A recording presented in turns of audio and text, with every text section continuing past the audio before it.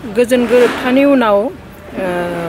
जि जानांगौमोन होननानै रायजोफ्रा आसा खालामदोंमोन सानदोंमोन जि मोनसिगोन होननानै जाफुंजोबसिगोन होननानै बेखौ जानायखौ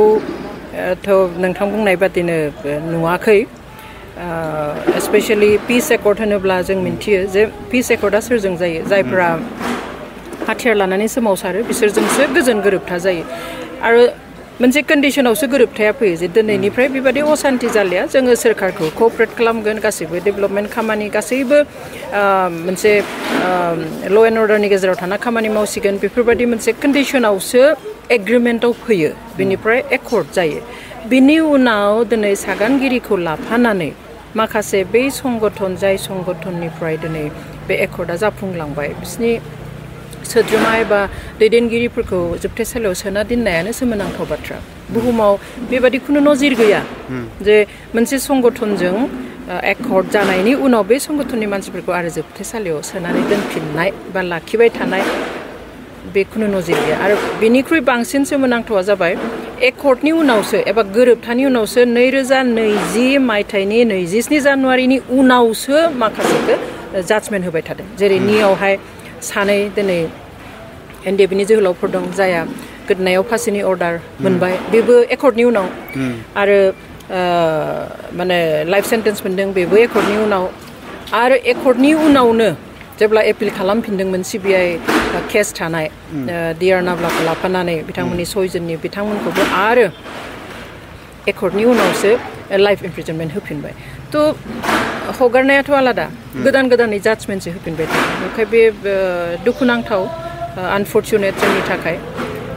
पलिटिकेलि गासैखौबो मावनो हायो सोनोबो हायो दिहुननोबो हायो नंगौ ल' दोङो बेयाव जों ओरैनो बुंब्ला नायोब्ला सरासनस्रायै जे गासैबो आयेननि बेंखनाव दङ खिन्थु दिनै जों मिन्थिगौ माने बुंनायाव गाज्रि खोनायो खिन्थु अपेन सिक्रेट जे बेवहाय राजखान्थिनि गोहोमा जोंनि बे हादोरनि जि आयेन खान्थि दङ बेवहाय जोबोद गोहोम गोग्लैहोनो हायो आरो बेजों लोगोसे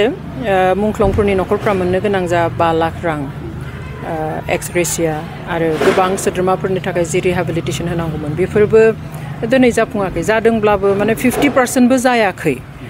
बेवहाय बयबो दुखु मोननानै दङ आरो बेखौ मावनांगौआ जोंनि सोरखारनि दायित्व जायफ्रा बिबानाव दङ आं बेखौ सानो लोगोसे गोजोननि खोथाखौथ' आरो गोजोना खुगाजों बुंनाय खोथा नङा गोजोन फैबाय होननानैनो जोङो गोजोन लाबोनो हाया गोजोननि परिबेस फैनांगोन गोजोनखौ साफ्रोमबो जोंनि बे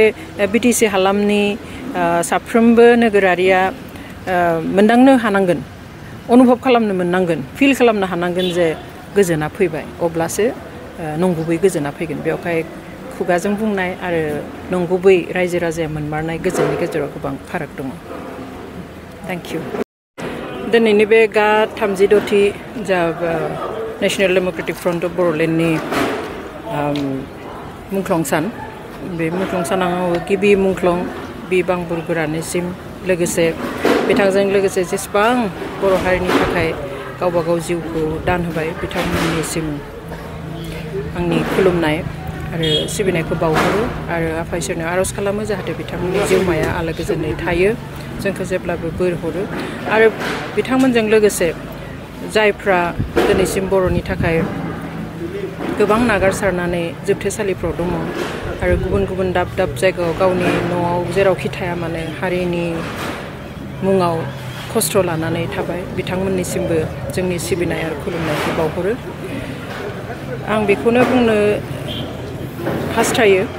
जे जायफोरनि न'खरनिफ्राय दिनै बेबादि मुंख्लं जालांबाय बा खस्थ' सहायनो गोनां जाबाय बिथांमोननि न'खरा हारिनि थाखाय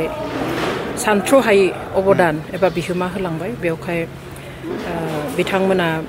गोसोआव बांद्राय दुखु लायालासेनो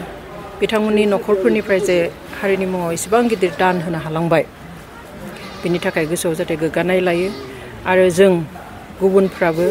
जाहाथे बिथांमोनखौ अरायबो मान सन्मान होनो हायो बिथांमोननि मुंखौ गोजौआव दोननानैहाय हारिनि थाखाय खामानि मावलांबाय थानो हायो आं बेखौ हास्थायो